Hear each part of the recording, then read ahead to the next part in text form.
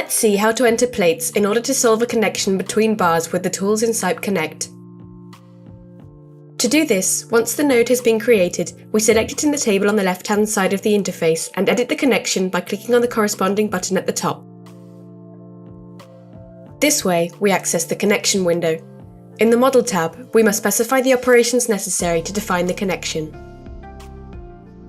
In this example, adjustment operations have already been carried out on the sections to modify their geometry.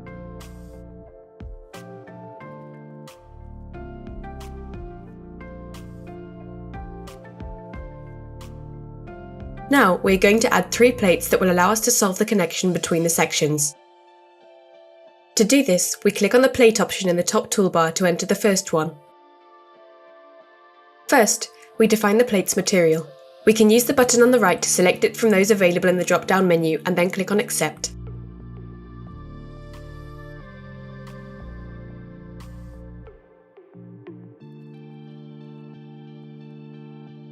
If we now click on the button with the name of the material, we can consult and modify its reference, description and properties, such as modulus of elasticity, Poisson's ratio, coefficient of thermal expansion, unit weight, yield strength and fracture limit.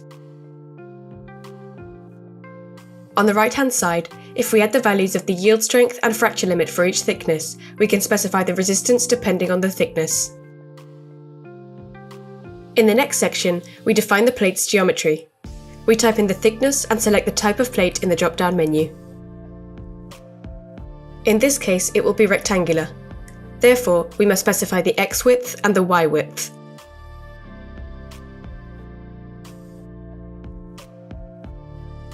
Now we are going to define the position. To do this, in the Type drop-down menu, we select Connection to define the position of the plate by entering the X, Y and Z coordinates with respect to the centre of the connection. If we need to rotate the plate, we can enter angles about the local X-axis, the local Y-axis and the Z-axis. We can see the entered plate in the 3D view on the right.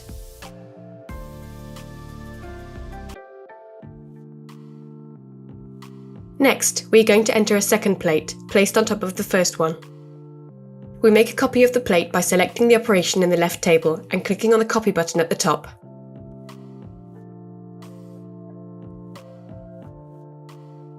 We adjust the geometry of the new plate by checking the X width and Y width values.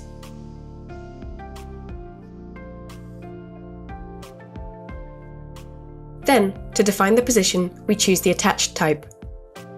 This way, we can specify that the plate is attached to another plate, to a section, or to a reference plan. In this case, we select Plate and choose the first plate entered in the drop-down menu.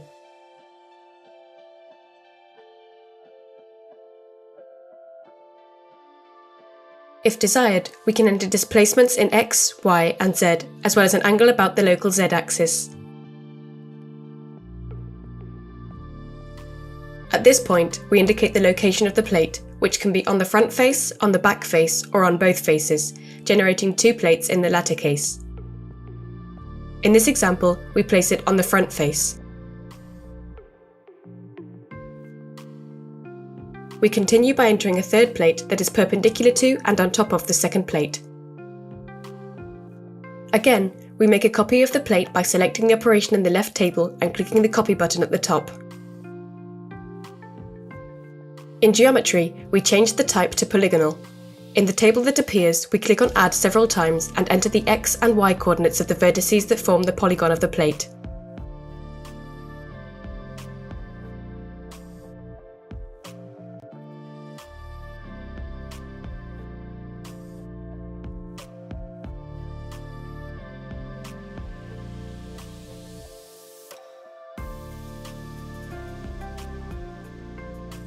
In the Type column, we indicate whether it is a straight segment or a curved segment, in which case we must define the coordinates of the centre of the curve, XC and YC. To help us enter this data, the program displays a help image when clicking on the corresponding button at the top of the table.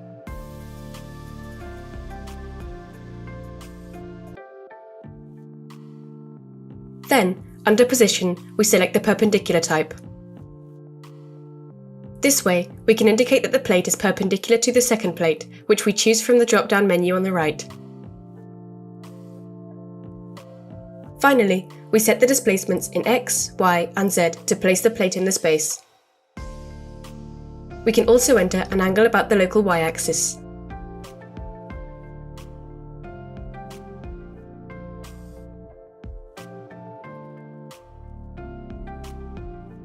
From this point, we must add the rest of the operations necessary to complete the model of the connection, such as welds and bolts, before being able to carry out its analysis.